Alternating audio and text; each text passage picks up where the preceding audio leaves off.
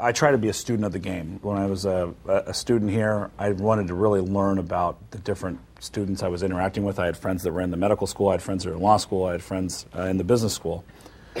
And one of the things I came to understand in learning about the history of Silicon Valley is that the valley is built on a set of successive waves. And one of the waves was the PC wave.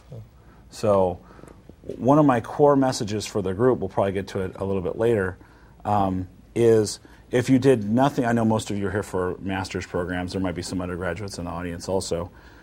As you're thinking about what you want to do when you leave this room, the number one thing I would advise you that would be smart to do is to figure out how to find a long wave, some immutable trend that is going to permeate most of the tenure of your career, the next 15 to 30 years.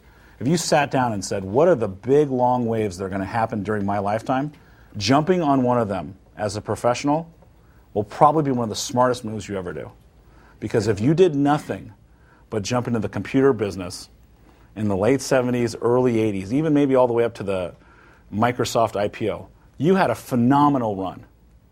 A phenomenal run. 20-something years, maybe 25 years, where you had a very high chance, a much higher chance than the average person, of achieving a higher position, perhaps more material income, and just being in a better place than if you'd chosen, for example, Detroit. And so I think, you got to think about what wave you're on and how do you get on the wave that makes sense for you, both from an interest perspective, a geography perspective, what you want to do with your life.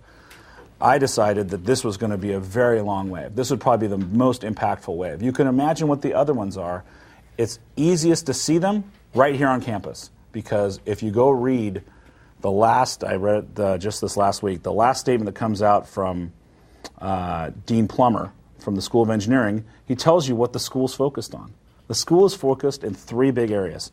Information technology, which it has been for a long time. That's kind of the most mature of the three areas it's really pursuing. Bioengineering, and moving biology to a quantitative science. And energy and the environment. Those are the three thrusts inside the School of Engineering right now. Guess what? 5 to 10 years from now, those are the students and professors and technologies that spin out and do startups. Why is the school oriented there? Because those are where the big challenges are. That's where they can recruit faculty to. That's where they can find research grants from. And so what you're seeing, research universities are the start of the waves, right? So you're here at ground zero on it. You just have to look around and see what they are and understand what research is going on campus. So I don't know whether clean tech's the one for you, but I would tell you the number one thing you can do is figure out what wave are you riding, and make sure you're not on a wave that's going down.